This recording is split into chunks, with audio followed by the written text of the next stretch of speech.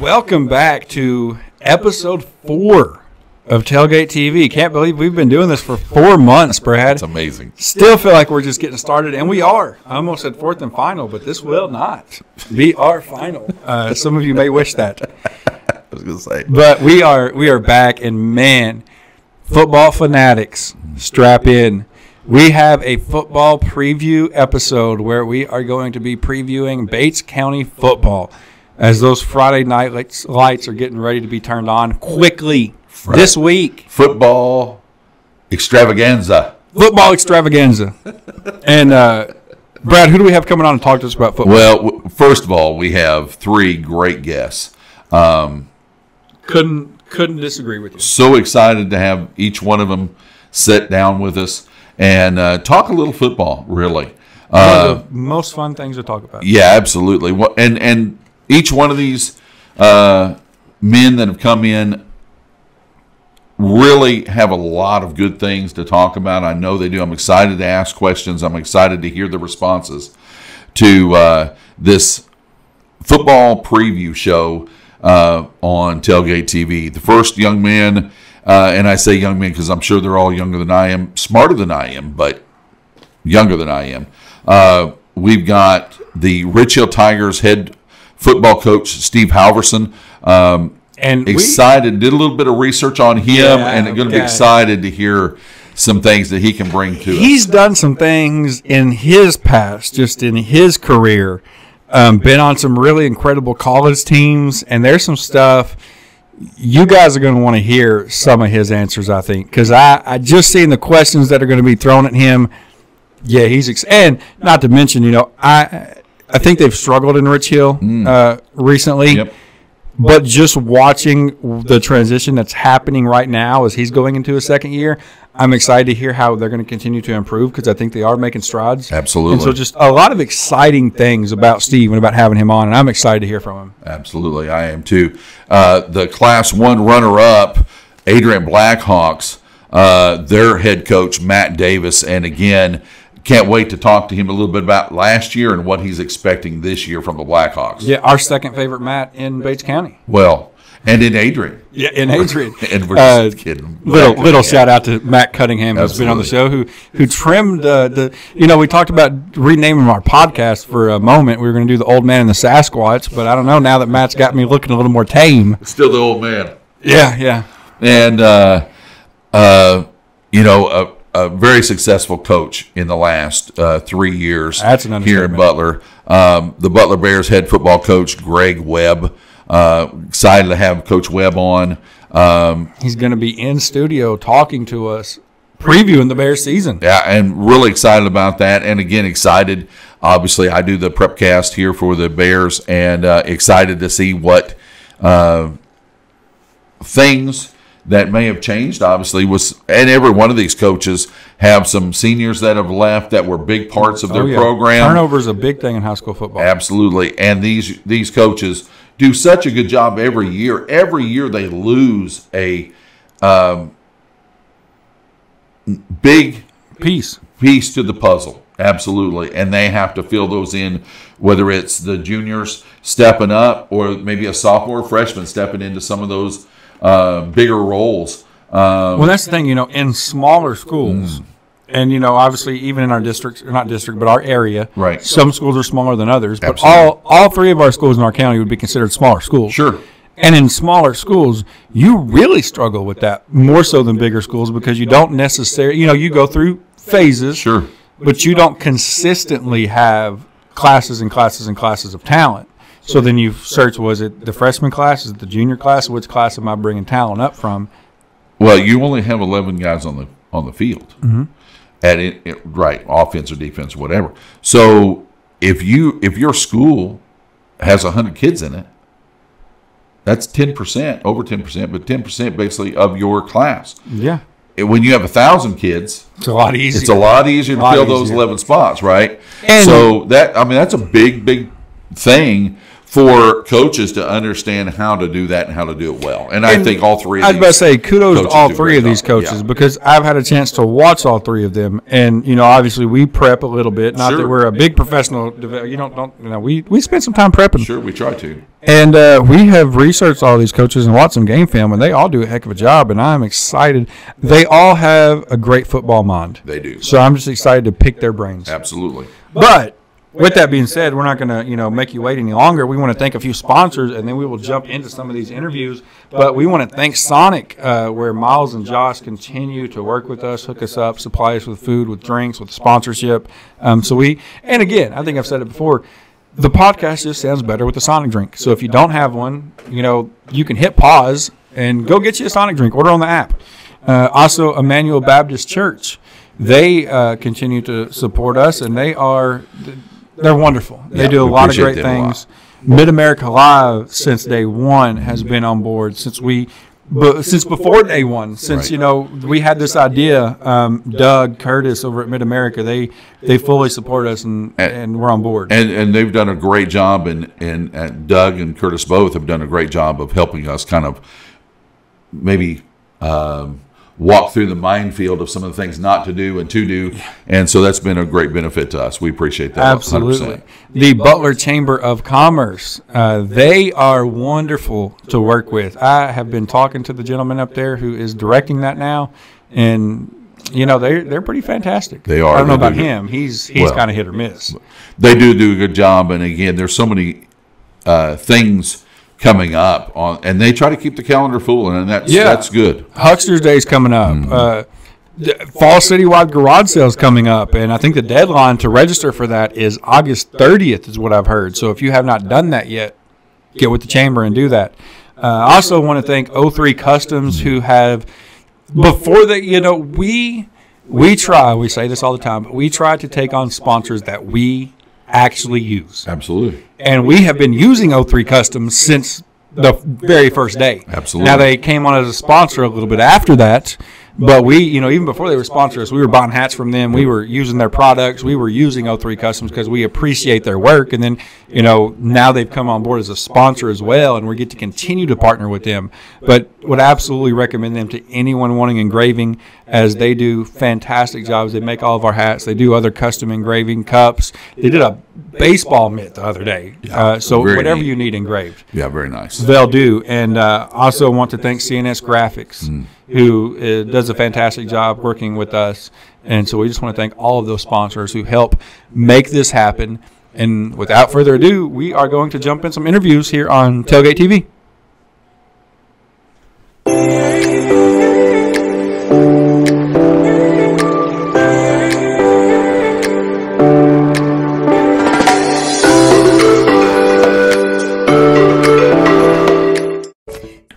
Welcome back to this special football preview episode, and we have another fantastic coach here with us today. Who do we have, Brad? This is the head Butler Bears football coach, Greg Webb. We're excited to have you here. I have enjoyed watching you over the last 3 years, and obviously doing Prepcast, get to see a lot of your games, and boy, phenomenal job you've done. Now, give you a little background on Greg. 11 state championship games, am I right there? Yep. 5 state titles. Yep. Which is A lot. yeah. There are a thanks. lot of people that would be very happy with that. Your 4th year, going into your 4th year here at Butler, a 20-6 record. Is that accurate? I think it's 28-5. Okay, 28-5. That's even 28. better.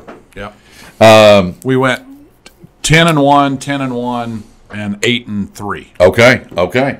Wow. Yeah. Wow. 28-5. That's Brad's not known for his math. no. I think I had my shoes all on have when our I was issues. looking those up because I didn't have enough to count. You got to 20. Well, hey, You got to 20. well, yeah, You know. I didn't have somebody else there with me. He didn't graduate from Butler. He didn't learn. Right. And of course, Arkansas over here. You know. We don't even try. Yeah. We always have our shoes off, though, so we can count. Absolutely. But boy, and I know a lot of people in Butler, after the few years that were leading up to that, up and the 10-1 season, quarterfinals, and 6.7 point loss to St. Pius, which was a marvelous football game, back and forth. What a powerhouse they were that year. And again, coming off of some of those struggling years, boy, you had that senior class that was so good, and they went through so much hardship. Yeah. What kind of things do you think contributed to the success of that team and buying into your program? That's a great question. I don't know. Coming in to a place that I wasn't sure about, saw them on film, saw that they tried. They really did try. Right. And they had. Their effort was good. And without saying too much about the previous coach, you just don't know the dynamic of the team and what was going on inside of it. But thought we had some players when they started showing up for workouts and things, and they never missed. That whole bunch, I think there was maybe 12 or 13 seniors that were awesome kids, and they bought in early and wouldn't let each other skip, and just really were accepting of, tell me what to do, coach. I'll do whatever you say. Let's go. Never questioned anything, and just played their fannies off, and it was fun.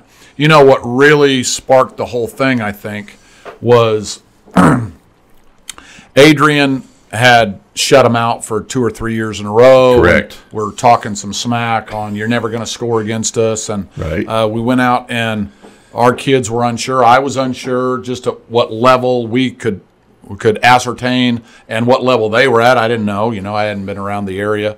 Had seen some really good football in the city, but you never know. Class 2, how good can you be? Sure. Thought we were okay. And we scored on trap like the second play of that game, and our kids just lit up.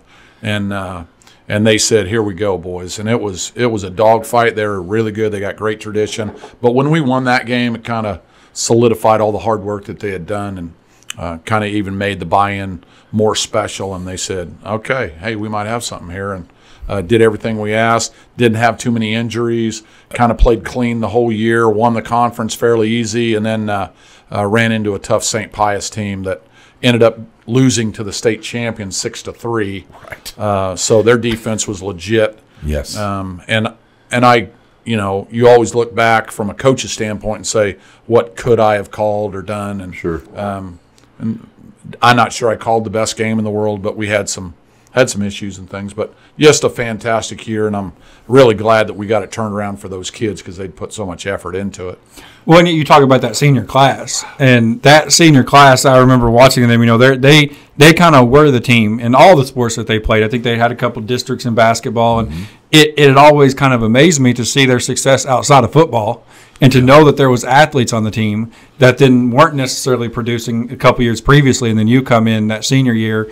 And just to see from the stands, like, okay, something's clicked with these kids now. He's got them playing the way they should. Yeah. And I think that was a credit, too, to what, to them buying into what you were teaching, but also what you were teaching worked. Yeah. So, and you don't, like I said, you don't want to look back and say what the coach was doing or whatever. Right. Whatever it wasn't really fitting the style of those kids.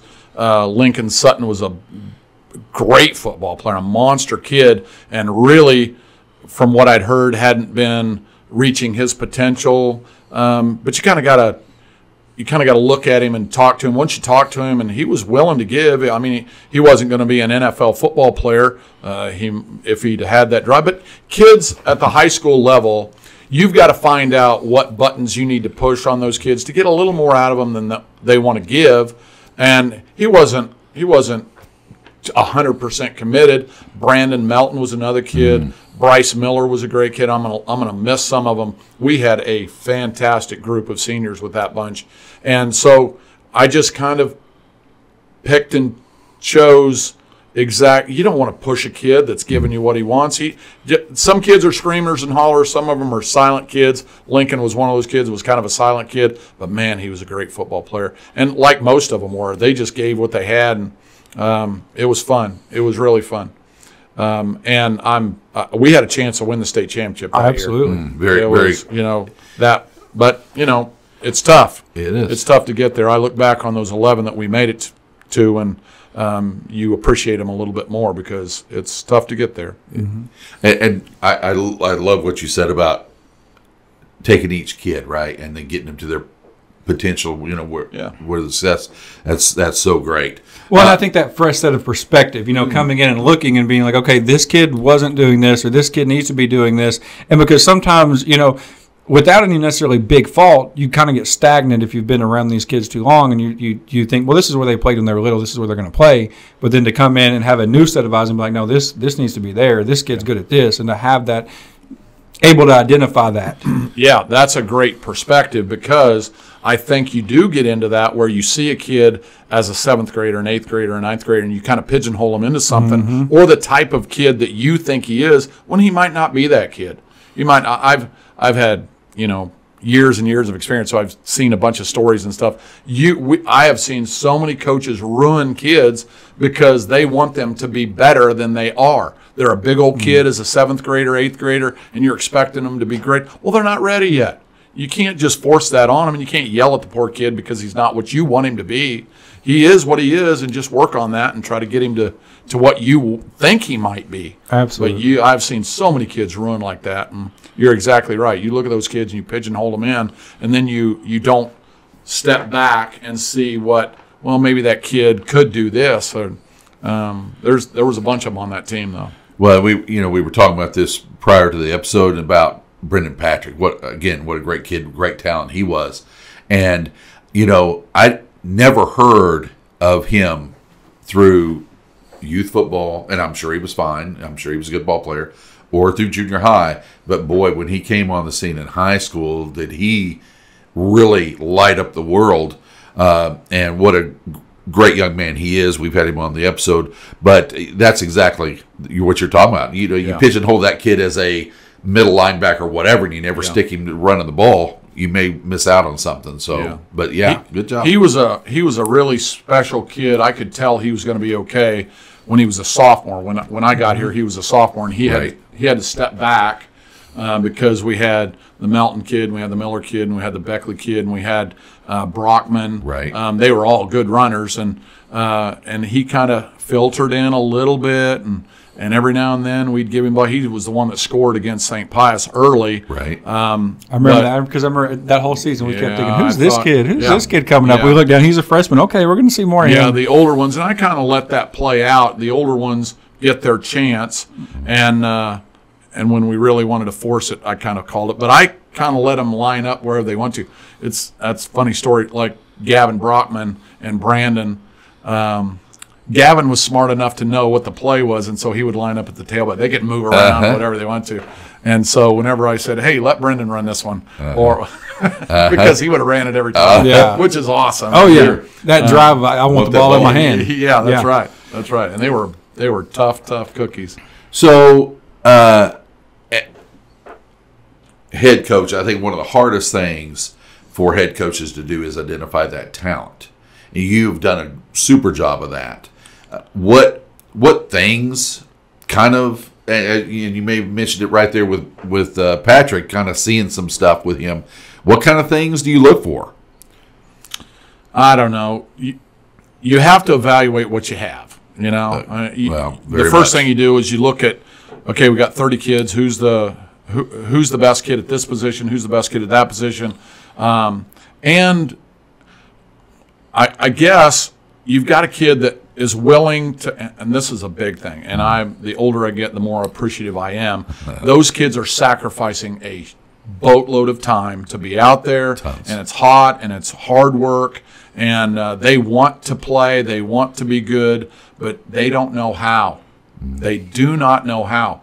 And the effort, like I could name 3 or 4 of them right now that I just got off the practice field with, that they have never had to really work. But they spend so much time out there. And if you really sit down with that kid, and there's one kid in particular that I'm just thinking of right now, and just talk to him and say, hey, you have sacrificed and worked and made yourself into a pretty good player, but you're not tough enough. It's absolutely. I am all for honesty, and the kids respect that. Oh, absolutely, they understand, they do. and they most of the time will agree with you. Yep. They understand, and you just sit there and go, "You can play for us if you do this." Right, and it inspires them a little bit. And so I don't know. I don't know. We've won a lot of games, and and people have come and asked me, what's the secret, blah, blah, blah. I don't know. You're a coach, and you do things that you think work. Now, some people think what they do works, and they lose 10 games. But they think they're right. I just happen to be able to connect with kids, I think, and get them to play maybe a little bit harder, maybe a little bit smarter. I don't know. But I'm glad I've got some sort of connection with those kids where they're willing to listen to me and trust me that what I'm doing is for their good and for their benefit. And if they listen to me, they'll be pretty good players. And they'll get some time, and they'll have fun and success.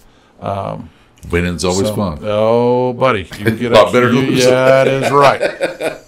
You can be a lot harder on kids when they win, obviously. Sure. You know? And as a parent of 4 myself, that was tough sometimes to be critical of kids that you love so much. And these kids are too. I've had teams where it's been so difficult to be mean to them and push them because you just like them so very much. Right. But sometimes you manufacture anger. You call a play that you know is not going to work just to get in them a little bit and get that intensity, because you know what the intensity is going to be on Friday night. You got to get them used to it. But yeah, it's been fun, and growing up a little bit. I say growing up, I'm 100 years old now, but you learn something every day, and the experiences that you have, and you kind of soften up a little bit. So it's been good.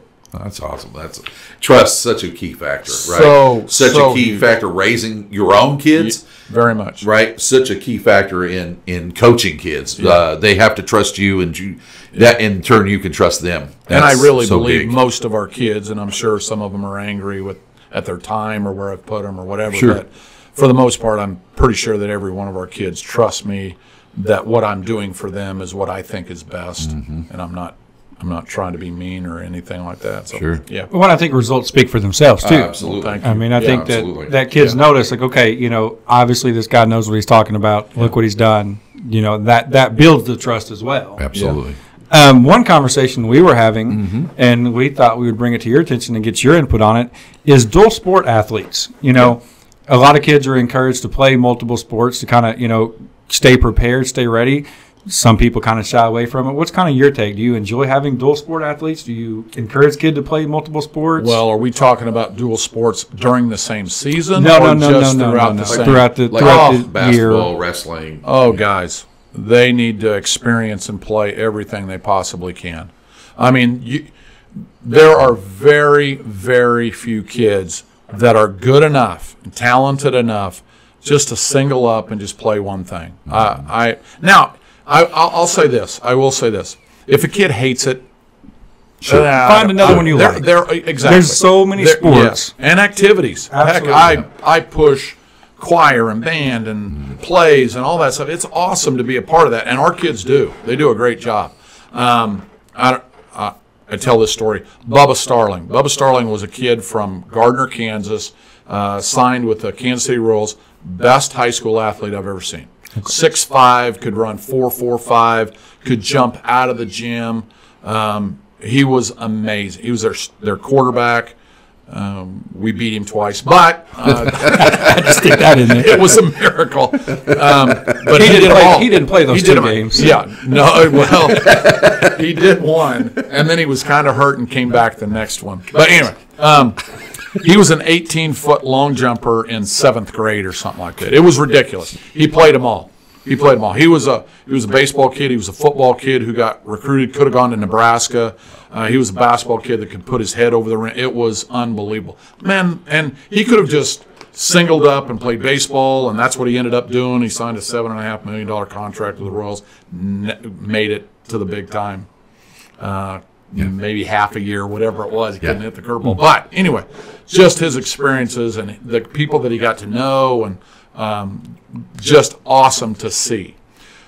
I push our kids to do everything they possibly can. And it's getting, I'll say this, it's getting harder and harder to get kids to do it because they want to rest, and I want to stay home, and I want to, a lot of things pull at them. Yeah, and I'm assuming that we're all kind of in the same boat where there was nothing else for me to do. Right. I mean, I like being around my guys, and I like being around the school, and we have that group too. But it's getting harder and harder. Kids want to single up, and they just want to do one thing and focus on one thing. And part of that is I didn't have to play 60 baseball games during the summer. I was just kind of enjoying whatever. Where now these guys, traveling. My goodness gracious sakes, it's a lot. It's a time crunch. It is. But yes, they should try to do, if they possibly can, they should be doing everything they possibly can and experiencing life. Yes. Absolutely. Yeah, absolutely. You never know what things you'll do that you'll fall in love with. Absolutely. Right? Well, whether it's golf or whether it's baseball or football or whatever it is. Yeah. Yeah. Well, and even at a professional level, you look at all these athletes, and you'll watch some people that play football on Sundays. And they're like, oh, they never started playing football until they were a senior because they focused on basketball and then they branched out. I mean, it's always you never really know until you try different things. Yeah. I wanted to pick your brain a little bit here because I really was interested. Youth sports, preferably, obviously, because you have an expertise in football. What is the one thing or the two things that you would want a youth football player to know growing up? Wow. That's a tough one.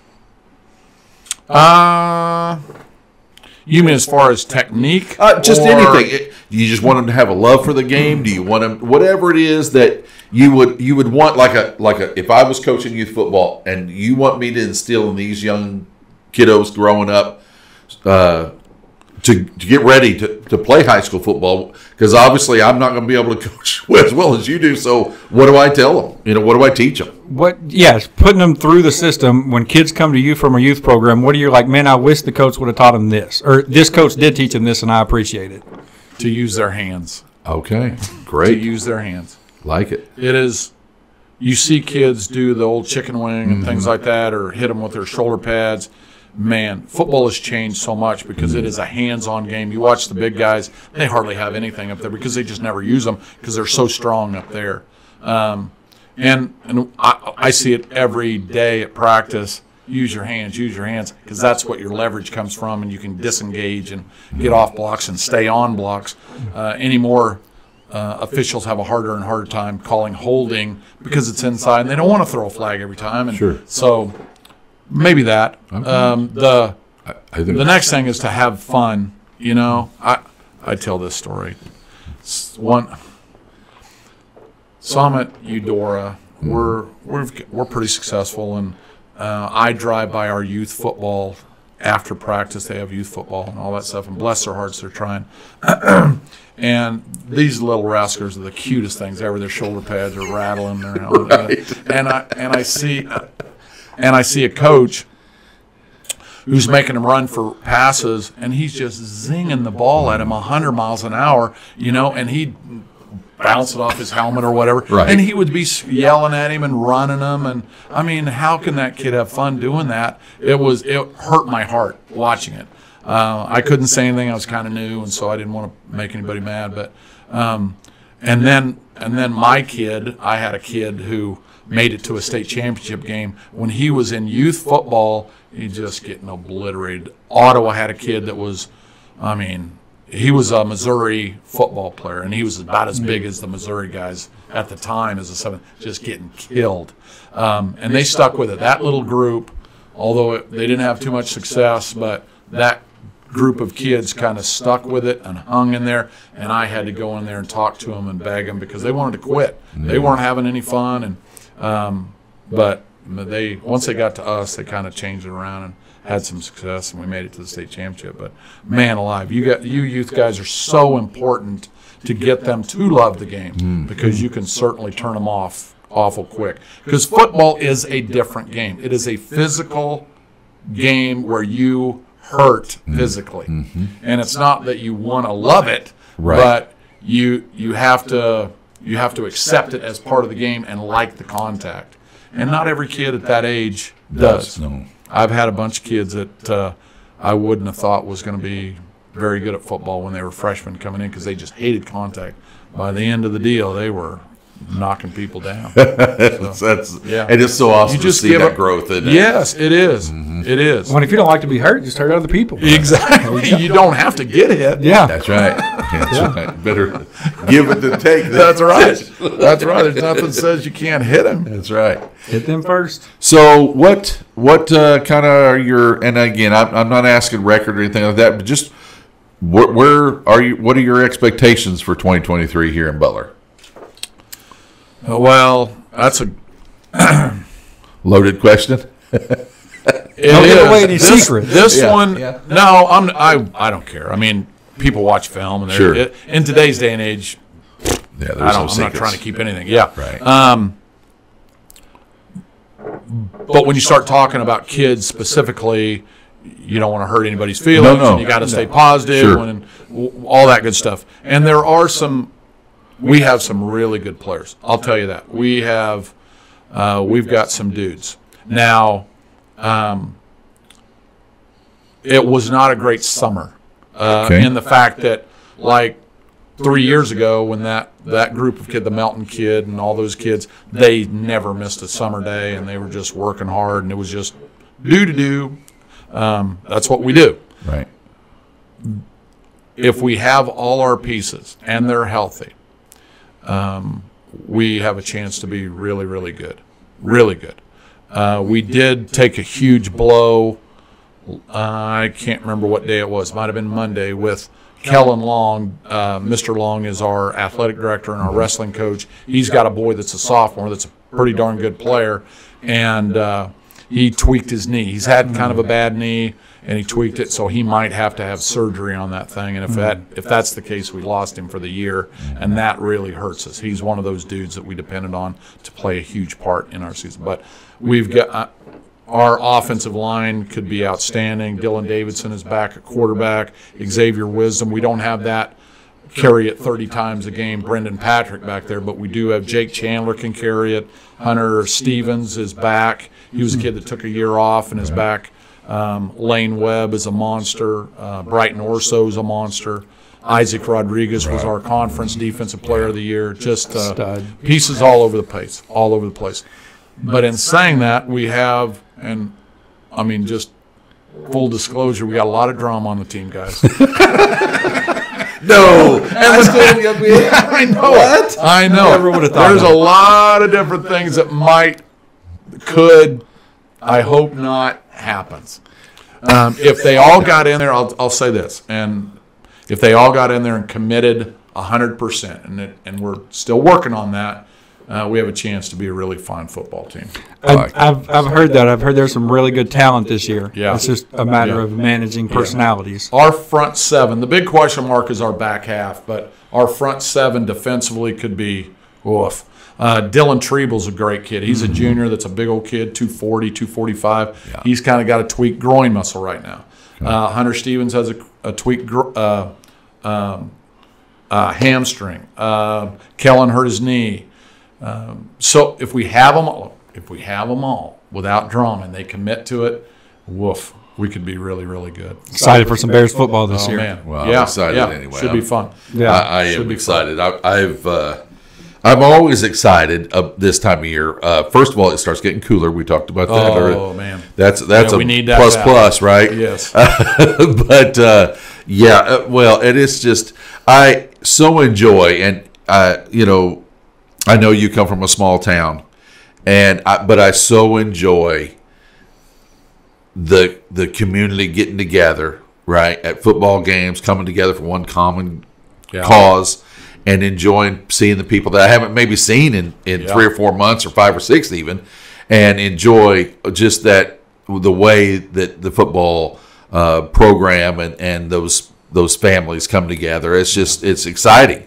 There's nothing like Friday night lights in a small community when the lights are on and lighting the town up and people coming and excited just to meet and enjoy the kids. I really push that a lot, that you are representing something here that you are going to remember your entire life. You are going to call yourself a Butler person, born and raised, and you represented them in the best way you possibly could. So, and there's nothing, you are exactly right. There's nothing like Friday Night Lights. So much fun. So much fun. Yeah. So we have a fun ending segment that we do with all of our guests, and so we have some fun true or false questions. Or no, I'm sorry. These are would you rather. Oh, we did true or false last segment. Oh, so some fun easy. would you rather. Would you rather have a more talented offense or a more talented defense to coach? That's a good one. We thought it was. That's a good one. How much better? Well, Spoken like a true coach. and in small towns, right? If your defense is good, your offense I know is good. you say that's right. That's 'cause- right. You say defense wins championships, and I do love a good defense that can shut teams down. But man, I like just the X's and O's of an offense and manipulating talent to get the ball in open space. I think I'd choose offense. I really would. Okay. Yeah. I like it. Yeah, I've probably had, and I don't know off the top. I really don't. I've probably had 10 to 15 kids that have run the ball for over 2,000 yards in a season. Is that And right? That is. I mean, they are. I am so proud of that and watching them. We had a kid. I have to say this. We had a kid who ran for 3,382 yards in one season. He still has the state record in Kansas. I thought you were going to say he's still running. Yeah, he's still running. He's an ice, I guarantee you. So I like offense. Yeah. We would average crazy points, but anyway, yeah. That's amazing. Would you rather watch an NFL game or a college game? Oh, you know, I've kind of changed. I've kind of slid to the NFL. Okay. I don't know why. But maybe it's because, and nobody hate me for that. I shouldn't even say this. I was a huge Tom Brady fan, so I was. Nothing wrong with that. I was a Tampa Tom fan. Yeah. I wasn't a Patriots Tom fan. I don't know. Nothing wrong with that. He was. There's something wrong with it. Well, Don't be too nice. he was. I love all football, and it's awesome. But the pros are the pros for a reason. Yeah. It's just crazy. Would you rather summer or winter? Oh, winner 1,000,000 times. That's the easiest one ever. My That's God. exactly right. Oh, Yeah. I'd take 0 over 100 Oh, any day. any day. I used to say that till I lived in North Dakota for 6 months, Yeah, and that then I could decided, nope. You say you like the cold, but when you're up there, and it's a wind chill of -60. Like, how much do I really like the cold? I've always said you could always put more clothes on. You can't take is enough right. off to get cool That's right. when it's 100. Last one for Thanksgiving. Would you rather ham or turkey? Oh, that's a great question. Gosh, I love turkey, but I love ham probably more. I'd take ham. Have you had fried man. turkey? Yeah. Oh, yes. Yeah, That's so the good. only way to eat it. I know. In Arkansas, we fry everything. I would not eat a baked turkey anymore after I've eaten fried turkey. It's My so wife is such a great cook. Oh, good for man, you. I'm telling you. How I'm not 7,000 pounds. That's how I got my wife. Oh. My wife's a great cook. Yeah. She knows what she's doing. Yeah. Wish So- I could say the same. So we want to thank you, Greg, for stopping by, man. Really have enjoyed this conversation with you. And we want to thank you for tuning in to another episode of Tailgate TV. CNS Graphics is happy to once again be serving Butler and surrounding areas. We are back and ready to serve you. We specialize in poster-worthy sport edits, but can help assist you in any of your graphic design needs. Find us on Facebook today, or call or text Cody at 479-385-1120 and let us create a custom graphic that you can cherish for a lifetime. And remember, your graphics deserve to be cool and stylish. Welcome back to Tailgate TV, where we are continuing this football preview episode, and we are ready for football season. And we got another great guest here with us to talk some football. Who we got, Brad? We have Coach Matt Davis from Adrian. We appreciate you being here so much. We are excited. I know coaches are excited. Football season, this is when those juices start flowing, right? Best time of the year. Fall is my favorite time of the year, not because necessarily football season, but that is another It plays a part of it, right? Oh, yeah. I mean, it's so much fun. But Coach Davis, you all had a great season last year, 12-3, state championship ball game. Wow. And I was so impressed in watching your team. Obviously, you played for the district title here in Butler. Wow. Just a powerful, powerful team.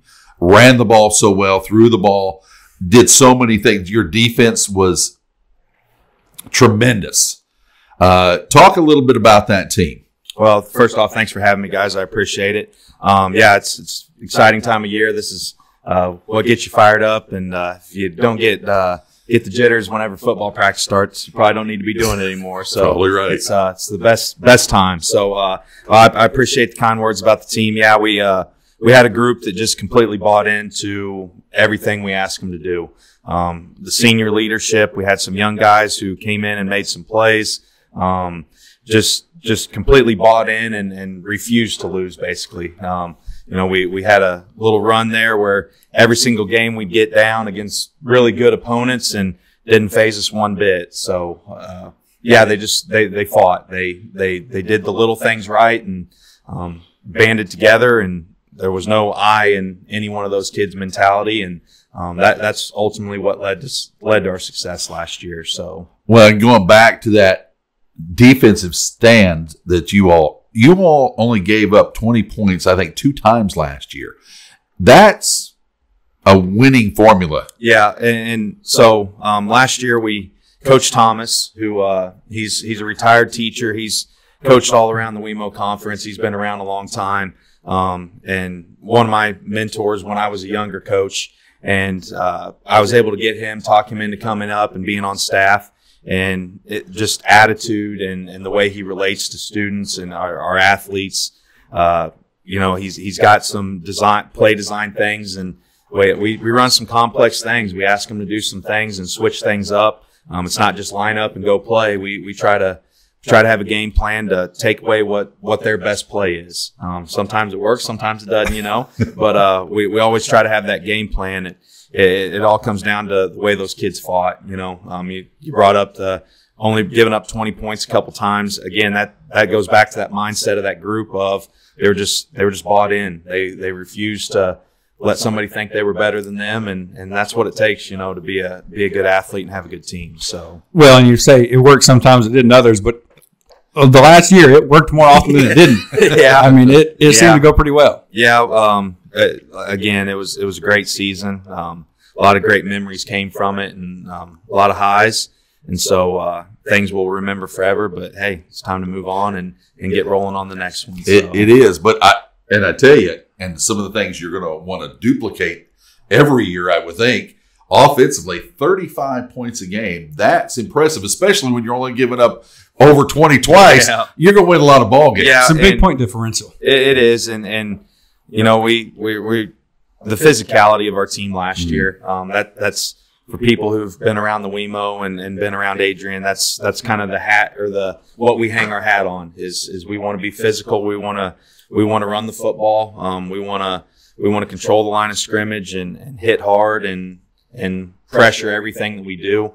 Try to make teams earn every yard that they get, and it starts with that line of scrimmage and that was one big thing last year was I thought our offensive and defensive lines controlled a lot of those games. And if you can win the battle up front, good things are going to happen for you. Well, it all starts there, doesn't it? Right, it all surely does.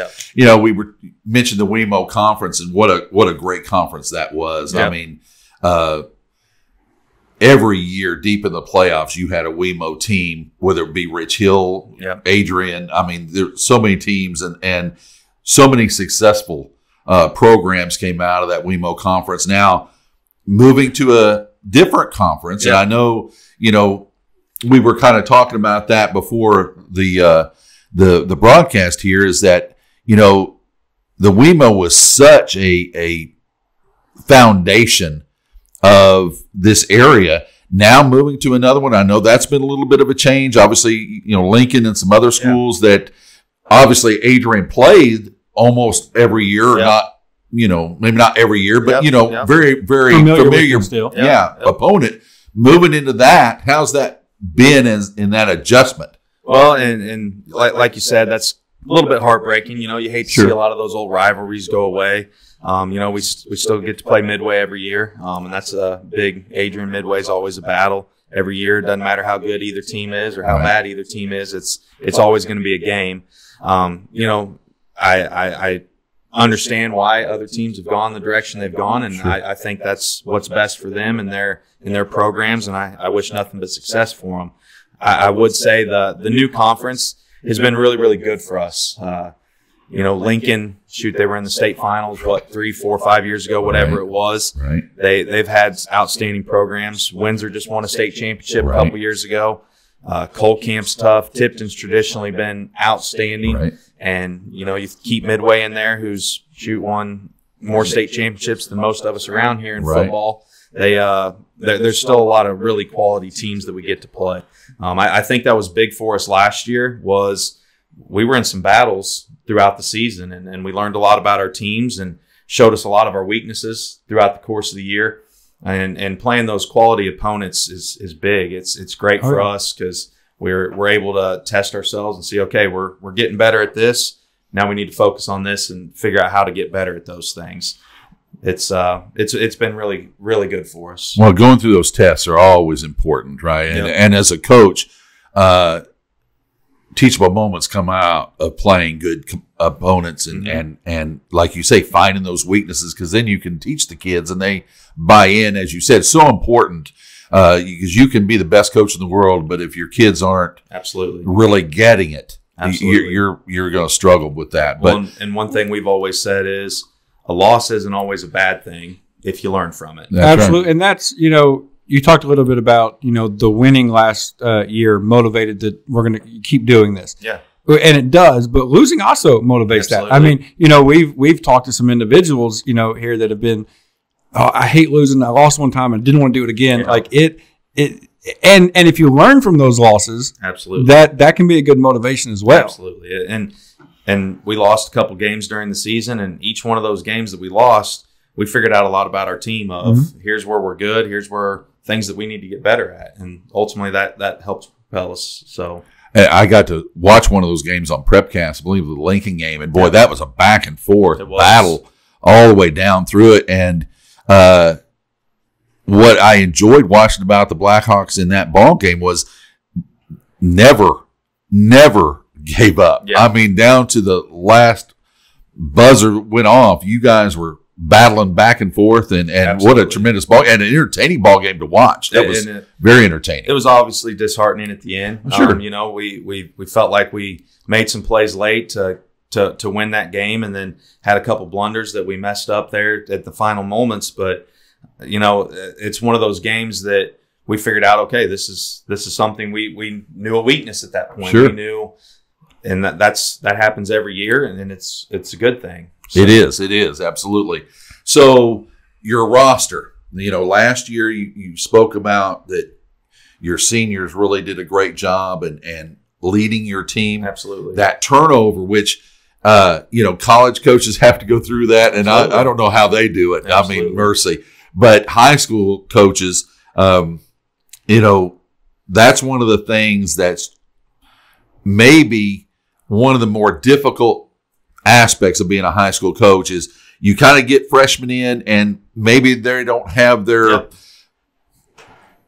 man muscles yet, so to speak, right? Yep. So you may lose a few kids that freshman year. So you're really dealing with 3 years, right? Yep. Sophomore, junior, seniors. So that turnover every year is so important to producing that long-term winning that you want to in a program. How's that going for you this year? And that's probably the most fun part of the job for me is every season is a completely different story. That's right. If you try to replicate and do everything just like you've done the previous 10 years, then you're going to get left behind.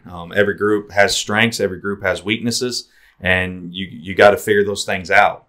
You're going to try 20 different things, and 10 of them may not work, and hang your hat on the 10 that do. And hopefully by the time districts roll around, you've got it all figured out about your group. Like you said, we lost a great group of seniors. There was 11 of them that did a lot for our program. And like we talked about, we're great leaders. It's been great this summer and so far to see how the next group's going to step up, what kids are going to fill in. We bring several starters back, offensive and defensive. So we've got some pieces coming back. But those battles for those other spots, that's fun to watch. It is. Watch kids get fired up and battle back and forth. And it's fun to see teammates be friends off the field. And then as soon as they step on that field, they know they're fighting for a spot. Mm-hmm. They know that they have to do their part to show that this is my spot and I'm going to earn this spot. So that's a lot of fun, is to see how that story unfolds. Want to talk kind of about transitioning, great in the past, great last year, transitioning to this year where you have some changes and a different look team. Mm-hmm. What's kind of some of your expectations this year? What do you see moving forward this year from your ball team? I think we're going to have pretty good team speed. I think we've got some key pieces there. Some of those kids who were sophomores last year that played a lot of minutes at a lot of valuable spots, seeing them step up and take the next step into not just being contributors to now taking that burden and being leaders with that. Ultimately, what we talk about with our team every year and what we talk about with our seniors is a group's always going to be remembered by the senior group. That's right. When I think of the 2012 Blackhawks, I think of the seniors from that season, and that's how I remember that group. And so what that group, whatever that team's going to accomplish is on the backs of those seniors. And so really it's what leadership are they going to have? What's the team mentality that they're going to encourage? Us coaches, we have our expectations of you're going to line up the right way. You're going to do all these drills a certain way, and we're not going to, every coach has their demands of how things are supposed to be done. But that identity of each group comes from the senior class, and you got to let them have a little ownership of it. To, okay, boys, this is your group. What are you guys going to be? What are you going to become? And that it's up to them to figure that out. That's so important, right? I remember Mike Krzyzewski in basketball before Duke won their first national championship. He said, "I've done all I can do. Now it's your game." Mm-hmm. And that's so important, right? To take that ownership, and run with it. And yeah, that's exciting. So, Coach Davis, tell us a little bit about yourself. Where did your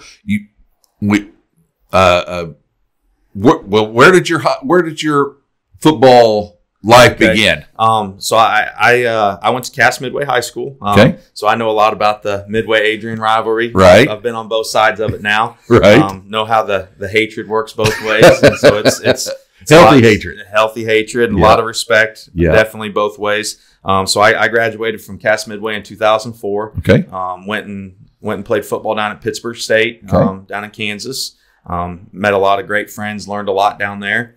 And then from there, I've been a math teacher for a while and coached at Rich Hill for 2 years. Okay. And then moved up to Adrian and been there for the last 13. So wow. Been around a little bit and starting to hopefully figure out my niche and figure out what's going on. I think you've done that. That's evident. You've done well. Yeah, absolutely. Now, we always do a fun ending segment with all of our guests. So we have a true false. We got 4 true false questions here for you. Okay. We're going to see if you know these. All right. Between 2005 and 2009, Rich Hill, I'm sorry, I told you I was going to do that.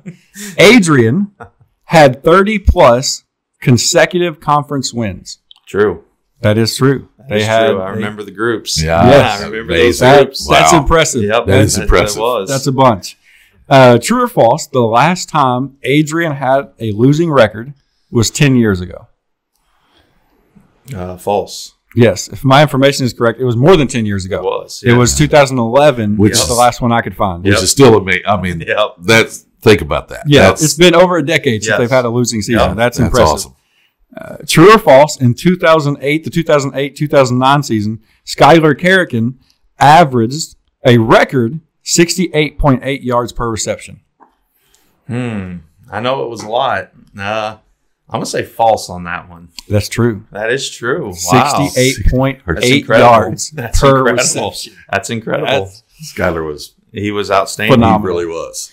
Last one. True or false, you can catch the mayor of Adrian bringing you the games on Prepcast. True. That is true. If you are not able, Matt, who's a good friend of the show, if you're not able to make it to many of the Adrian games, you can catch them on Prepcast. Absolutely. And they do a great job. Matt and his whole crew does. Yeah, they do a super job. Yes, when we get done, because we do Prepcast here in Butler, and when we get done, that's when I head to the house, man. I'm firing it up so I can watch them because they do a great job up there. I really enjoy it. Enjoy watching the Blackhawks. And we appreciate Coach Davis being with us on this segment of Tailgate TV. As people, we are in need first and foremost of a Savior. Though not nearly as much as a Savior, we are in need of community. Community to lift us up, to rejoice alongside, to weep with, and to be ministered to in whatever walk of life we are in. At Emmanuel Baptist Church, we are not the perfect church for the perfect person, but we are the church of the perfect Lamb of God, Jesus Christ.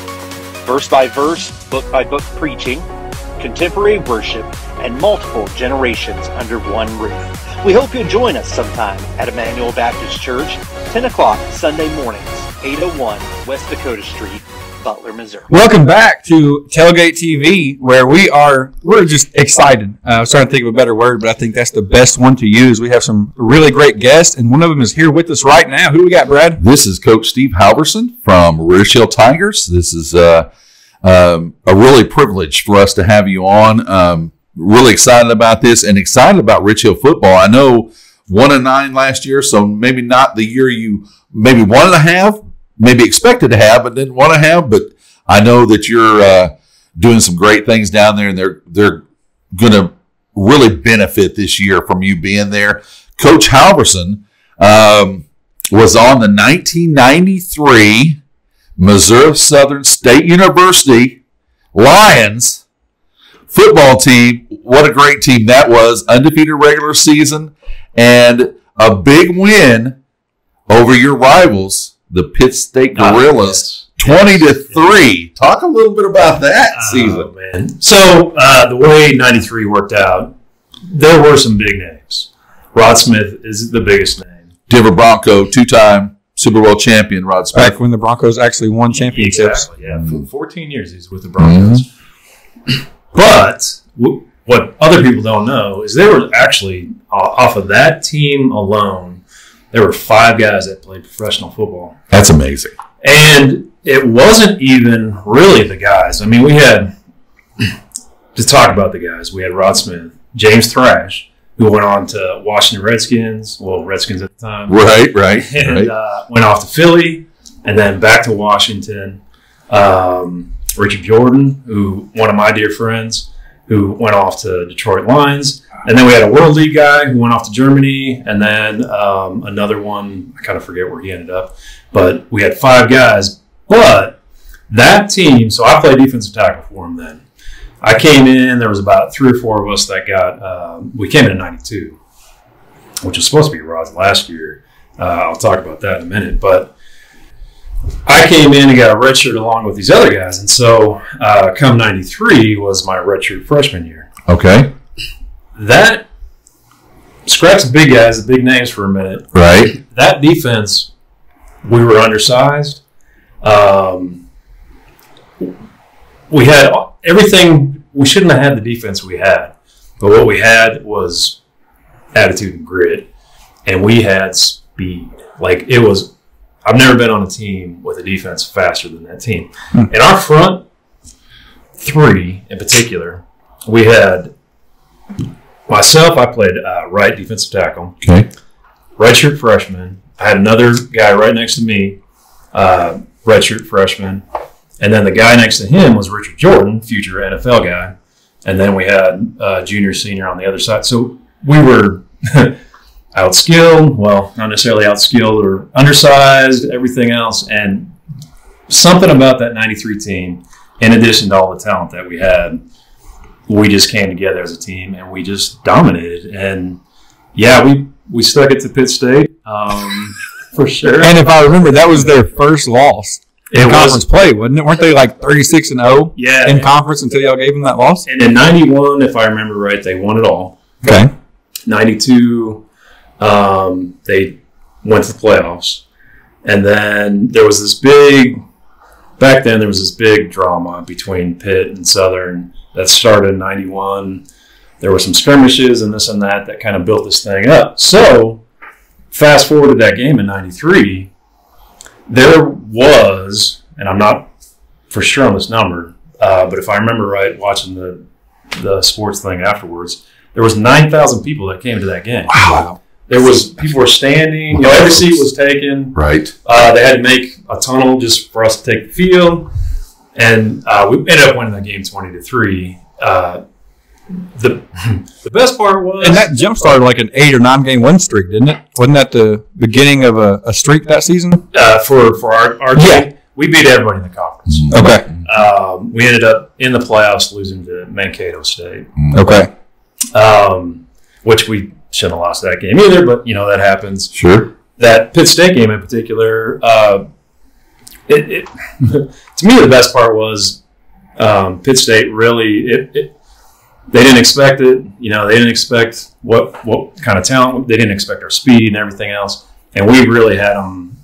It was done. The game was over halfway through the fourth quarter. It was just, we wrapped it up 20-3, and it was exciting. And it's just the teamwork that we had going on there, in addition to the talent, of course. And Rod Smith. So Rod, his last year was supposed to be in '92. And we actually played at Pitt State, and there was a shot to his knee, and he ended up getting a medical hardship. So I was fortunate that I was able to play with him in '93. And Rod's a great guy. He even he was a team player, absolute team player. He would constantly be going around. I remember in '93, we were getting some water, and he came over and he said, "Halverson, whatever you're doing, keep doing it." And here's an NFL guy. We had NFL scouts at every practice. Yeah. I'm like, why is he telling me this? And I was, what? And he's like, the coaches won't shut up about you. Whatever you're doing, just keep on doing it. And so obviously that practice, I probably lit it up even more. Right. I got this guy telling me that. Yeah. Absolutely. But yeah, '93 team was outstanding. And then I went on to be, 4-year starter. That was my first year. And then had fantastic seasons, fantastic coach, fantastic athletes. It really played with some of the best, and some of the best in the NFL, honestly. You got Rod Smith. Richard Jordan played for years for Detroit. Great dude. So it was a lot of fun. And even the guys that we played against. Now, I don't want to talk all bad about Pitt, because some of my friends that I played against, sure. Bob Goldthrow was a great guy. He was an offensive lineman for Pitt. He got drafted to the Atlanta Falcons. He was a huge guy. He was like 6'8", 315 or something. That's amazing. And then he ends up being I believe he became like an elementary school teacher. Is that right? Can you imagine how scared those kids would be of him? That's right. But great guy. And there's plenty of athletes that come out of the MIAA. Oh, it's amazing. It's such a competitive conference. And Missouri Southern today, Coach Bradley there has done a remarkable job. They've gone through such a dry spell for so many years, ever since I left there. And but everything is turning around. But think about how competitive that you got. Missouri Western, Northwest, Pitt.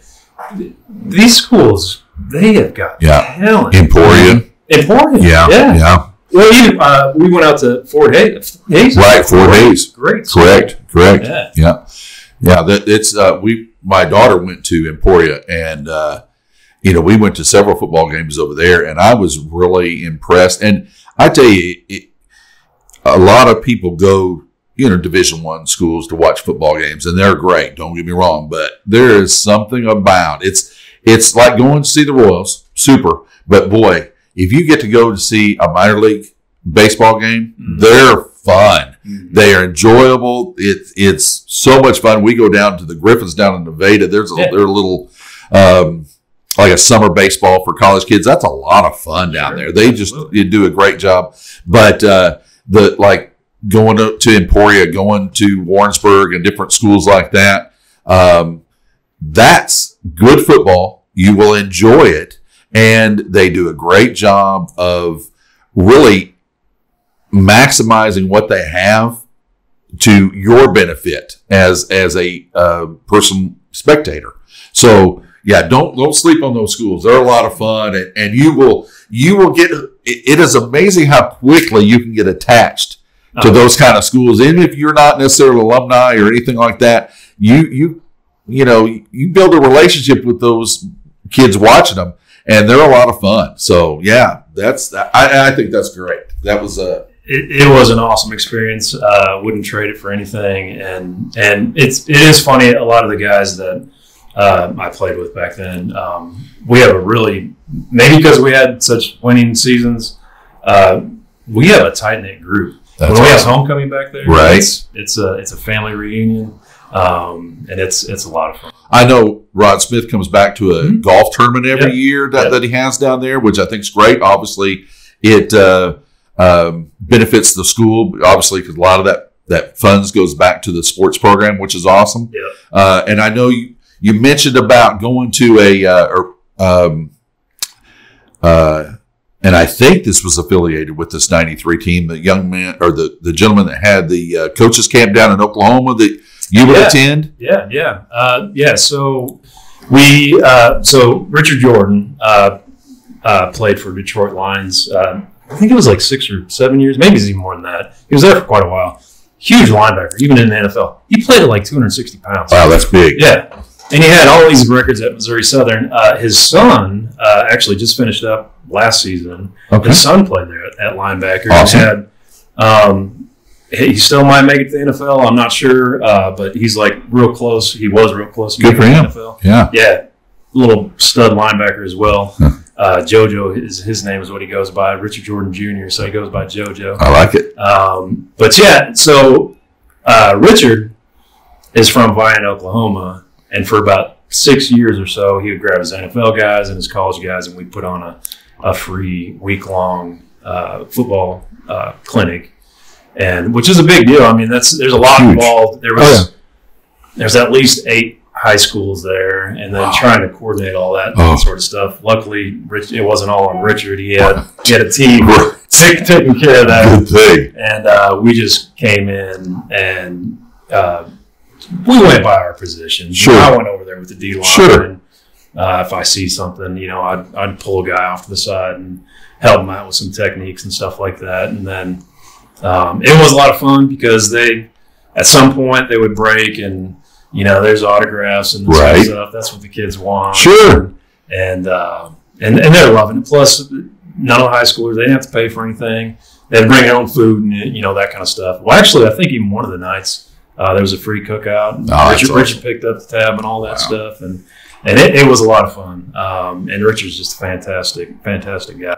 Well, and that's a great thing for those high school young men. Oh, I mean, that is wow. What a that would have been that would have been a highlight to be able to go to a camp like that when I was in school. But so fast forward, talk about your college years and experience, and then here you are, end up at Rich Hill coaching football there. How do you get here? Kind of what's your journey? What brought you here? I'll tell you a funny story on how. So last year was my first year coaching. My wife and family, we've lived in Rich Hill now for going over 6 years. Okay.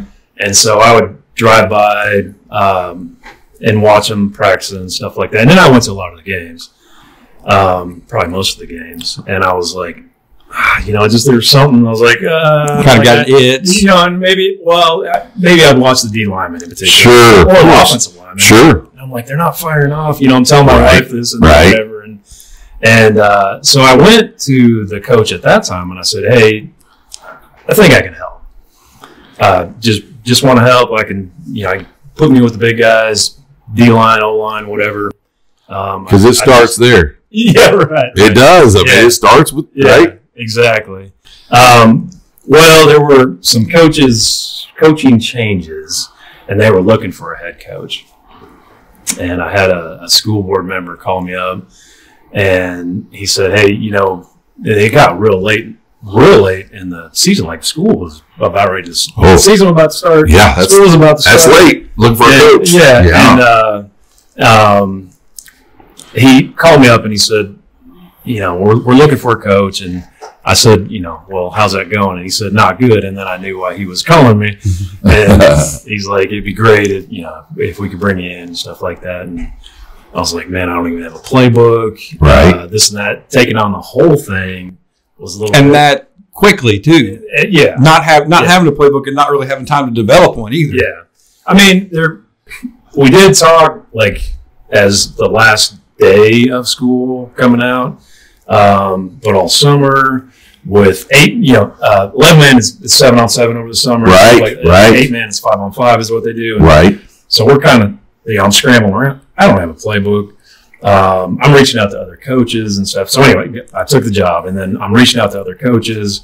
Yeah, I'm looking at offenses and stuff that I like, and we are going to a few 5-on-5s. We did go up to Fort Hays actually for a football clinic up there. That turned out really well, and so we were scrambling around doing these things. I talked to other coaches, like, who am I going to bring in? Right. New coaching staff and all this other kind of stuff. And then just went from there. Started the season with what maybe all coaches do this on first year, what I had in mind and what I wanted to instill. Sure. I'm thinking more playbook type things now, and what I want to have going on. Not looking at the personnel that I've got, because I don't know all the personnel. Sure. I know a few of them. Sure. And I know the guys that watching the games. I'm like, that guy's a stud, or Right. But so there was a lot to learn. And you mentioned maybe the record was not the record we wanted, but from game 1 to the last game that we had of last season, we had to really change and morph, adjust a lot. And by the time we got to our last game, at some point, game 7 or 8, we're like, we got to start thinking about next year and start playing the game the plays that fit this personnel. And really, the last game of the season was against Greenfield. We put up 50 points, still ended up losing the game, but I was so proud of those guys because we played our game. Yeah. It fits these guys. And so right after that game, Coach Young and myself were like, we have to not necessarily change everything, but we have to go with what works with the personnel we have. Well, and I feel like I'm glad to hear you say that, because I feel like in any sport, anytime what separates a good coach maybe from a really good coach is there's a lot of good coaches that have a certain offense or defense that they want to run, and they run that no matter their personnel, and maybe they're good at that. But the really good coaches can adjust what they run based off of their personnel. And I think that's what sets apart your tiers of coaches, is being able to make those adjustments and saying, okay, we're not going to do this year because we can't. We're going to do something different. Rather than, no, this is how we're going to do it, and you're just going to have to learn how to do it. Right. Well, and that is growing pains is what I had to learn as a coach. And the plays in the offense I wanted to run, they were fantastic. We didn't have the personnel for it. Yeah. Right. And so it just didn't. Well, I think sometimes, I don't, this is not a negative on, but sometimes pride, right? Ego can get in the way of some coaching, right? Because you go, I know this works. Well, yeah, it worked for the other team that you coached, or, you saw it wherever. Yeah. But that doesn't mean it's going to work for everybody, right? And again, it like you say, having that adjustment and morphing those things into the talent you have is so important as a coach. absolutely. Now, a part of that, and of course, it's probably the worst thing, and every coach hates them, but injuries. You had some injuries last year that may have, I don't want to say derailed, but certainly maybe slowed the progress of your team last year. Yep. Yeah, for sure. The one injury in particular that frustrated me probably the most was the Garen Stoop. He had concussion, and I don't mess around with those concussions. They're too scary. They can't be really diagnosed. There's a certain protocol. Sure. We all do the protocol. Sometimes I quit. I'm like, man, we need longer rest times, but it's one of those things. Is you can't see it or anything else. Right. But Garen started off the season really well at quarterback, and I felt like he was building up, and then ended up getting hurt. We did have some other key injuries. We had one of our linemen that was a key lineman. He ended up with collarbone. Had an awesome younger running back that I'm hoping to get back game 3. He also had like the shoulder thing. This was a practice, and it's nothing different for other football teams. You're going to have a small percentage of injuries. Sure. it just is so emphasized in 8-man, and there's not as many players. Not as deep as maybe some other teams. Yeah, right. Exactly. And we didn't have as many seniors. In fact, I think we only had one senior start to finish the season. Oh. But we didn't have that many seniors to begin with. I think this season we have 6, maybe 7 seniors. So this season in particular, I would say, in addition to our seniors, I really think talent-wise, because we ended up playing a lot of the younger guys because of injuries last season, I think talent-wise, I think we are in better shape than we were last season, quite honestly. Good. And that was kind of where I was going with that is, so obviously you lose your seniors, right? And it's as a coach, you're so proud, right? You're so proud of your seniors because for the most part, those are the kids that lead. Yeah. They've had 4 years of football or up to their senior year, 3 years of football, and then their senior year. And it's really those kids that kind of guide your freshmen into understanding this is what we do on the varsity level. This is how we conduct ourselves. This is the way we, this is the attitudes we have in practice, right? Because practice attitude sometimes can be so much more important than anything. Yeah. So you lose those guys. And again, bittersweet because you're so proud that they're moving on. But boy, you're like, boy, if you all could stay another couple of years, it'd be great, right? Yeah, exactly. It's just one of those things. And I think every parent goes through that same thing when your kids are graduating high school. But your roster coming into this year with not only having to play those younger guys, but maybe some 8th graders that are coming in. What's your roster looking like for you this year as far as building into this year? Well, I think what happened, and this is fantastic for this season, it was more of our younger guys that completely bought in to what I'm selling, and my other coaches are selling, what we want is the guys to show up. Hey, these guys can control their attitude and their effort. And we want the best of both, right? Sure. We can handle the rest of it, the coaching, the finer things. I tell these guys all the time, I don't care if you make a mistake, but if you give me half effort, I'm going to lose my business. I get frustrated with that. The younger guys, they completely bought into it. So now we're getting the younger guys coming up, and even I'm saying younger guys last year, even our juniors who are now seniors coming in, bought in. Love it. So I don't think, I hope it's not going to be a problem with attitude and effort this season. And what we do have this season that I'm excited for is we've got speed.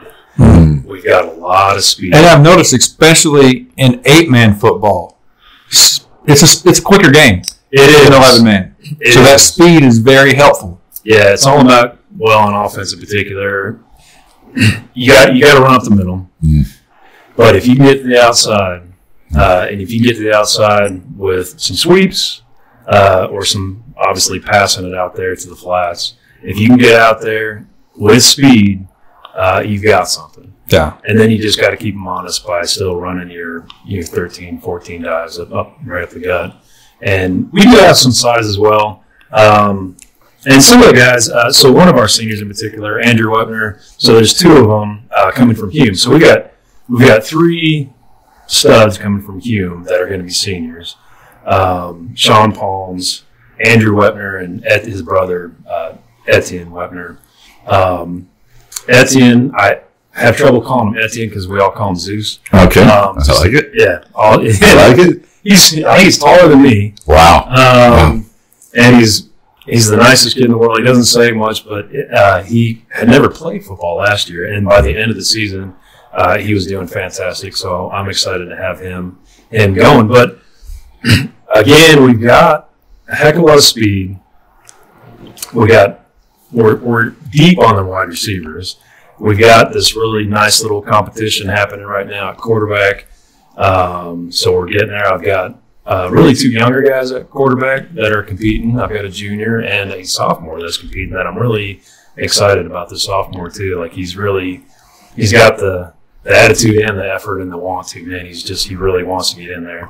So we are going to throw the ball. It's a nice problem to have. Yeah, exactly. Yeah. There's nothing wrong with competition. No, it pushes both of them. Right. Yeah, for sure.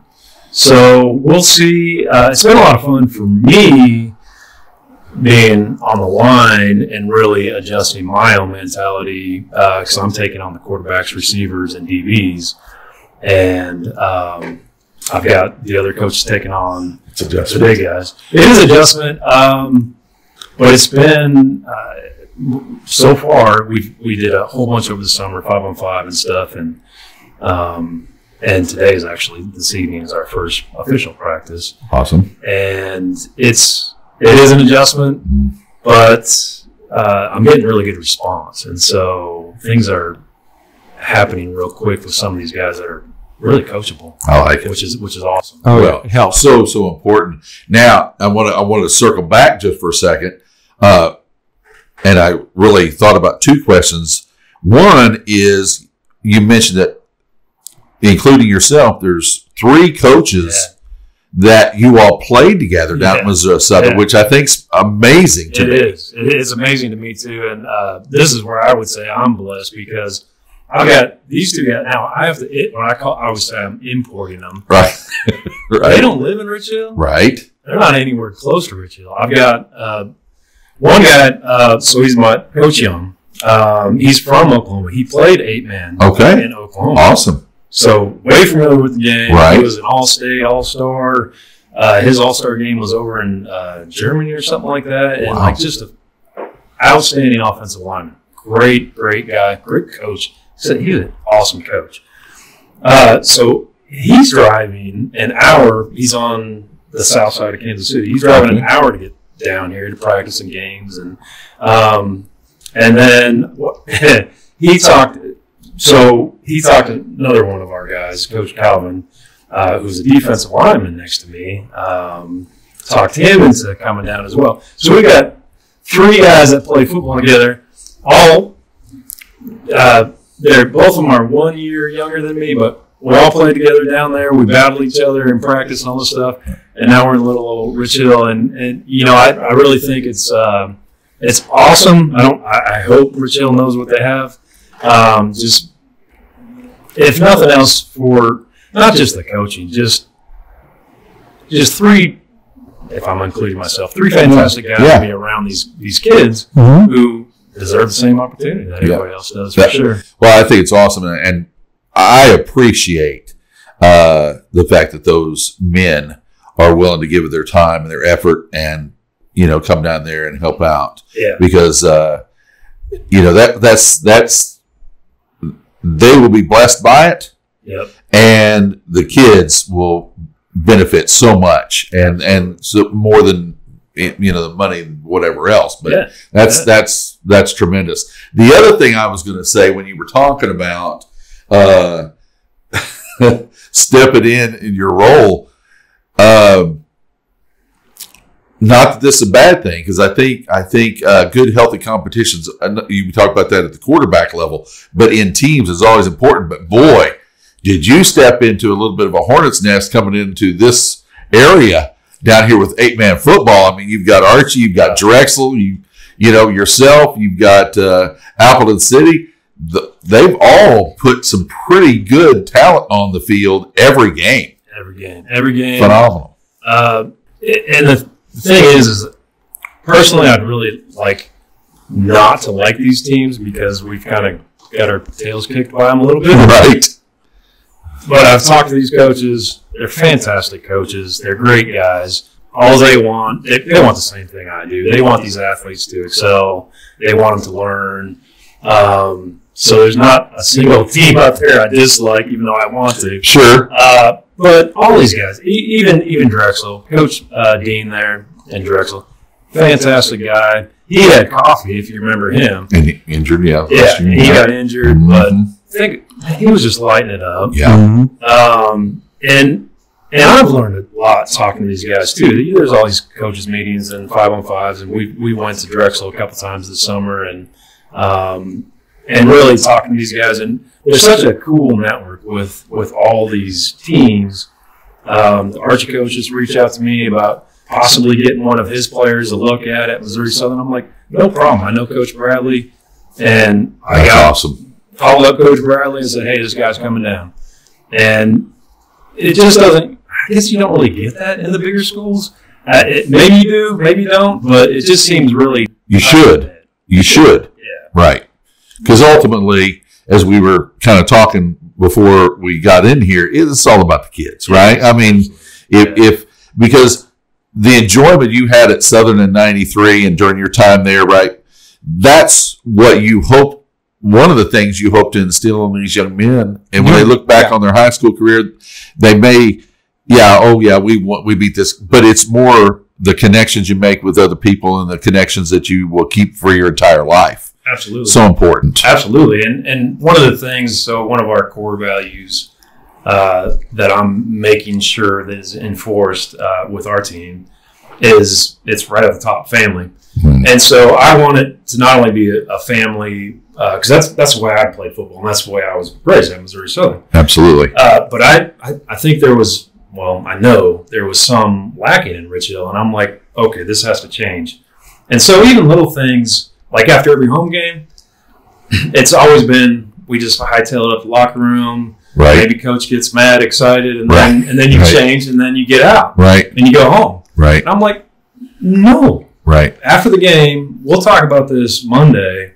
After the game, you go over here, all your parents, all your family, all your friends that came here to see you, you go over there, you take photos, doesn't matter if we win or lose, you go over there. So I'm trying to instill community, family, we're part of this together. So important. And hopefully some of that changes. Oh, well, and appreciation for the community come and support is what that shows too. Butler the last couple of years has started something similar, and I know we've talked about. We appreciate it when the kids are showing that appreciation to the community. Hey, thanks for coming out to support me. Thanks for coming out to watch me. Absolutely. Because that's what it comes down to. The kids want people there rooting them on. Yeah. So to appreciate what you have there, that's crucial. And Grandma wants a picture. Yeah, absolutely. I don't care if the kid's sweaty. Grandma wants a picture. Oh, yeah. Absolutely. Yeah. Well, you got to show that off at bingo. Yeah, you know what I mean? Right. Let's have some good bingo. Yeah, they do. We have a fun ending segment. All right. We do this with everybody. We have an over-under for you. So I got 4 over-under questions here. Okay. There's no right answer. There's right answers. There's right answers. They're silly questions.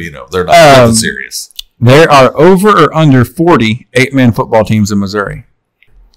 There are definitely under. There's 39. Yeah, well, that must have been a recent change, though. I think we were talking about the possible division. Right. There's just kind of rumors about it. I feel like that number has to be 46 or something. That number. Okay, so they may be getting close to it. They want to keep pressing that, and I think there's going to be more schools. Oh yeah, I think it's growing pretty quickly. Yeah. Your former teammate Rod Smith had over or under 120 receptions against the Chiefs in his career. 120? Mm-hmm. Against the Chiefs. He always did pretty well. That is correct. So I got to say over. According to my calculations, which could be off, he had 121. Oh, okay. But he also had over 1,700 yards against the Chiefs in his career. So that, not bad. Not bad. I don't know if that says a lot more about him or the Chiefs. Well, we'll leave it at that. Broncos pretty good during that time. Yeah. Yeah, they were. In 1994, Rich Hill football held Archie to over or under 0 rushing yards in their game. That seems kind of crazy. So I would say over. No, they held them to negative 63 rushing yards. It is a state record. We looked that up, and I was like, man, that's phenomenal. Think about that. Yeah. Negative minus 63 rushing yards for the game. Whoa. Yeah. So we're going to see. We're going to see if you can break that record this year. Okay. All right. Last one. 11 man, but yeah. Well, then 99. Of course, they made their run. Yes. Yeah. Had their state. That was amazing. Yeah. That was amazing. I was at first ball game that I came to that I was really a big game. I was at Adrian for that ball game, and it was both teams, and obviously Rich Hill, and then it shows you how good Rich Hill was. But Adrian, and I think there was a 1 or 2 point ball game. I think a 2 point conversion won it for Rich Hill, and a unsuccessful 2 point conversion lost it for Adrian, and it was right at the end of the ball game. It was phenomenal. It was a great ball game. Both teams. I was not at that game. So solid. Because I was 5 years old. Yes, you were. Last one. Sonic, one of our favorite sponsors here, has over or under 10,000 drink combinations. Oh, you got to say over. They have, according to them, they have 168,894 drink combinations. Wow. Man. And they're all probably pretty good. I was going to say, get your thirst on. Most of them. Hit the Sonic. Except those half and half sweet tea. Oh, they're so good. Oh, that stuff's too sweet. So that will do it here for this episode. And we want to thank Prepcast for sponsoring this portion of Tailgate TV.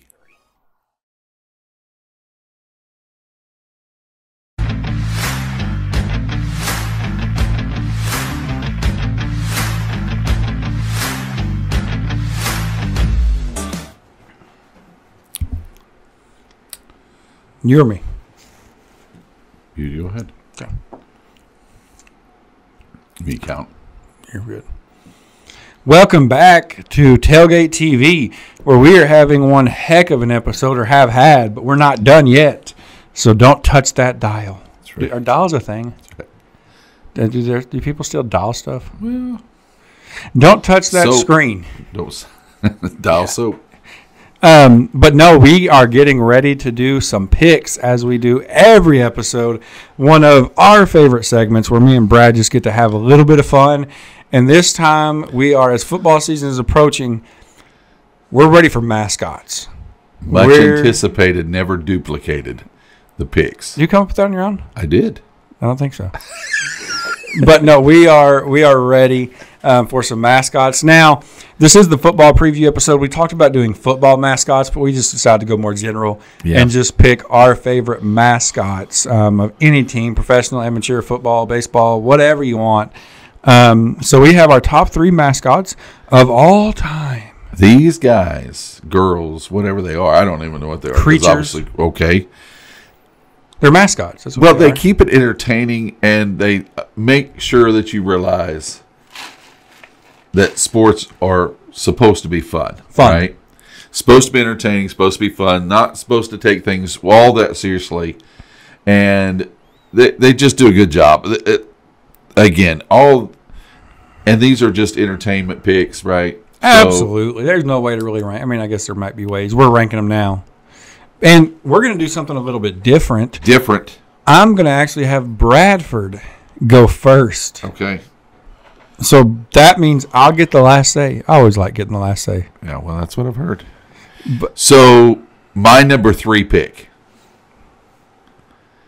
which some of these, I mentioned a couple of these to some people, and they were like, I don't know who that is. So some of these may be a little bit dated. I was going to say OG. That's a nicer way to put it. But so Rocky the Mountain Lion from the Denver Nuggets. You see a lot of his videos on. He brings down the I think he's in the Mascot Hall of Fame. He should be. I think he is. I think in 2008 he was inducted into the Mascot Hall of Fame. Don't hold me to that. I know without knowing that he is a good mascot. Are you on the board for the Mascot Hall of Fame? I can't divulge that. I signed an NDA. So, but there's a one where he brings down a big stuffed bear to a girl in the audience, and then he brings an even bigger one, and then he brings this big one. If you haven't seen it, it's hilarious. The guy he helped his team win a championship this year. And they did win the championship. And let me say, the funniest thing about mascots. The funniest thing about mascots is they can't speak to tell you, so they have to be over the top, kind of like a mom in a way. Let's don't even say that. Never mind. My mind went other I places. divert. But so Rocky, the mountain Okay. lion from the Denver Nuggets, hilarious, does a great job, pick. very entertaining. My number 3 pick. Yes. We're going to stay in the NBA. Well, you know what? I've noticed that the teams or the sports that are the hardest to watch always have good You have to. mascots. Have to. Basketball Nice little being- jab at the NBA. Yeah, well, it's horrible right now. But let's stay in the NBA. Okay. If I say Benny, you know where I'm going? No. Benny the Bull Oh, from the Chicago Bulls. from the Chicago Okay. Bulls. And that's another thing I think is when you see teams, too, that are successful, it makes their mascot. Because obviously more people are in attendance, more people are watching their games, more people are interacting with the mascot. And so Benny the Bull, I think he's kind of been around since the 60s, but really okay. rose to popularity, of course, when they had, in the 90s. when they had a team. Right. And so Benny The the only Bull, team the Bears or the Bulls have ever had. and well, the Bears haven't had many teams either. So True that. Chicago sports. They struggle. But no, Benny the Bull, they don't struggle as far as getting good mascots. Because they have some other, even in baseball, Chicago has some pretty good mascots. I agree. And honestly, it's a good mascot. They do it, he or she or whoever does it does a good job, and they and it's a nice looking mascot. It's one of the reasons why I like the Denver Nuggets guy, because It's a Rocky. Well, it's Rocky's good. I mean, they do a lot of acrobatics. They do a good job of interacting with the crowd. It's a good Well, mascot. and side note, you talk about a good looking mascot. You know, a lot of times when you see bulls, they have that septum.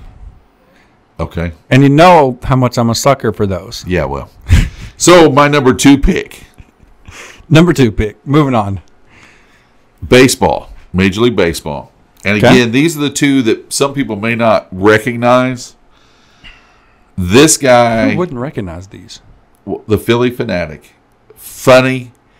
Again, I don't know what he is because he's a fanatic. He's a fanatic. So, but he kind of looks like outer spacey kind of a guy. So he's an alien. Hilarious. Well, okay. He kind of looks like something you'd see on a Saturday morning cartoon. Okay. A little bit. I thought he was hilarious. Did a great job. And one of the videos you see him interacting with umpires. Oh, yeah. He does that well. He's really good. The Philly fanatic, my number 2 pick. Solid. Could have been number 1. I really had to mull over. So now you're hyping up your number 1. Well, the number 1's Number 1. an icon. Okay. My number 2 pick. Happy birthday to this man. Okay, he's a birthday guy. He's a birthday guy. We're not going to sing. You're welcome. I was going to sing. No, you're not. 1923. Okay. This gentleman Okay. was the mascot 23. for Oklahoma State University. Pistol Pete. Just to be. He's been doing it 100 years and ain't nobody better. I think he does steroids. You ever seen the size of that guy's head? I didn't think steroids were supposed to make your head bigger. I think it does because I it thought- did on him. I thought that was all the Barry Bonds, same accolades guy. that you. Same thing. Where it's like a Celsius 43, I think. Is that head. how that Yeah, works? Yep. Hat size 43. But yeah, no, Pistol Pete. I know Mr. Boomer Sumer Sooner, over. not Sumer. Sooner. They're not worth saying it right. Yeah. I know you may not like that pick, but I I just do love like to see Pistol it. Pete as a mascot. I think he's a great mascot. I think the guy, he again another iconic thing. When you Absolutely, see and that's it. You your know head what it goes is. right to it. Yeah, and you know when you see Pistol Pete, you know Oklahoma State, Yep. and it's just that tradition. I'm not a huge Oklahoma State fan, but Pistol Pete's the way to go. He's good. My number 1 pick. Dun, dun, dun. And this guy, in my view, now again, colleges obviously they have their iconic people. And I think that's where you get some of the most iconic. Both of my top Absolutely. 1 and 2 are college. And I can think of a couple of them that come to mind when I think of college. This guy is another baseball. This guy got so big that he started going to other baseball stadiums. Okay, how fun. And doing stuff at their baseball stadiums, even though he was not their mascot. Okay. Uh, Catch this guy at the K. he was. I remember seeing him at Dodger games. I remember seeing him at different. the San Diego Chicken. Okay. The guy was hilarious. He was obviously he was, and I don't know why the Padres from San Diego chose a chicken for their mascot. And again, I didn't research it that far. So this is your second favorite chicken? No, this might from Foghorn Leghorn be my favorite. What do you think? That's what I was wondering. I didn't know Bucky's chicken. I didn't know what. But I'm gonna tell you, the San Diego Chicken, I think, revolutionized the mascot. Revolutionized yes. the mascot. He went from just being local and a one school or one team person to being more nationally recognized and nationally known. Well, and I keep saying I don't know if it was a male or female doing, and I don't know. It doesn't say rooster. It says chicken, so I'm assuming Brad loves chicks. Chickens. So my number one pick is not as iconic for the nation, but Woo Pig. My number one pick is Tusk. Okay. Tusk is the Razorback, the live mascot for the Arkansas Razorback, and I think they are on. I think it is the sixth version of Tusk at the moment, and all of the Tusks have been from the same lineage. So have continued the bloodline. The bloodline is strong in Arkansas. But in Arkansas, everybody's from the same lineage. I mean, I was just going to say that's not much of a stretch. Yeah. Their family tree does not have any branches on it. Yeah, so Tusk being the same lineage, what's it matter? But it's a true Arkansas icon. It certainly is. I mean, obviously, I can remember tailgating games, and when they pull Tusk, in this trailer, and when of course it's enclosed, but it's not. It's more of a cage. You see him, you interact with him, and when you're tailgating a game there, and you see Tusk rolling around, and it's just it does what mascots, especially in college, are supposed to do. It just gets you hype and ready for the game. Same as some of the iconic ones you're mentioning. But Tusk for me, again, this is a personal deal. Yeah, Tusk for me is number one. And I will say the SEC has a lot of really, really great mascots. UGG there at University of Georgia.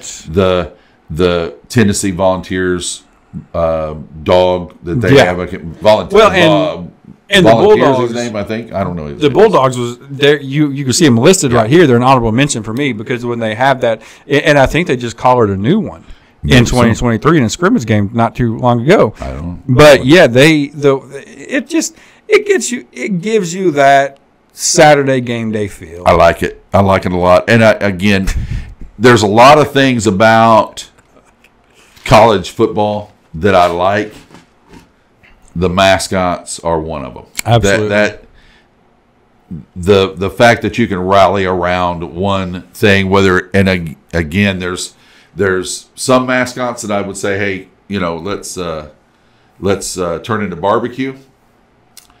One I can think of in particular, but the other ones, hey, let's celebrate them. Why would you want to eat a dog? No, wasn't a dog.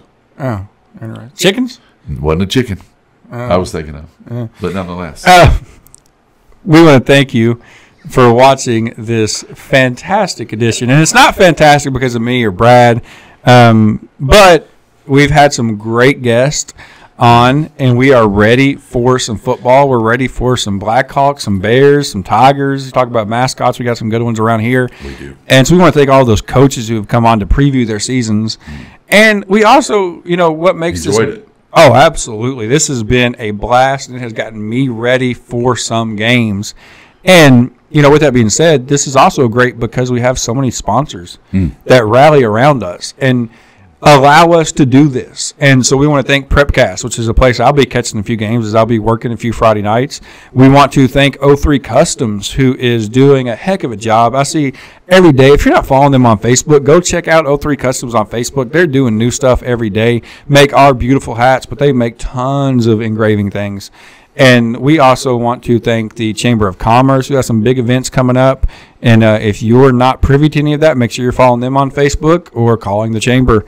Also want to thank Sonic, who hooks us up continually and never disappoints. Want to shout out Miles and Josh over there at Sonic doing a great job. Fantastic.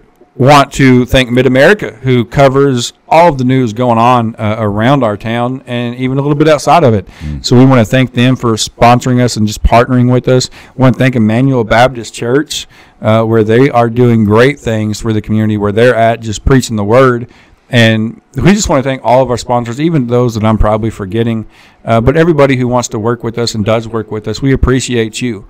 CNS Graphics. They, if you haven't gotten a chance to check out the Welcome to Butler video, which is a special we did a couple videos back, and really quick, want to do a huge shout out to all of the kids that were involved in that, but also to Maddox Finnewald. Maddox Finnewald came in, and if you have not checked out Maddox Finnewald giving a tour around Butler, check it out. You can find it on our YouTube channel, on our Facebook page. He came in on 30 minutes notice and did that for us. Spent about two hours with us doing it. So we appreciate what he did for us. But yeah, we've done a lot of fun things. We've enjoyed being in the community, and we want to keep doing this. So if you want to sponsor us and help make this possible, reach out to us. But for now, that'll do it for this edition of Tailgate TV. Thanks for watching. We'll see you next time.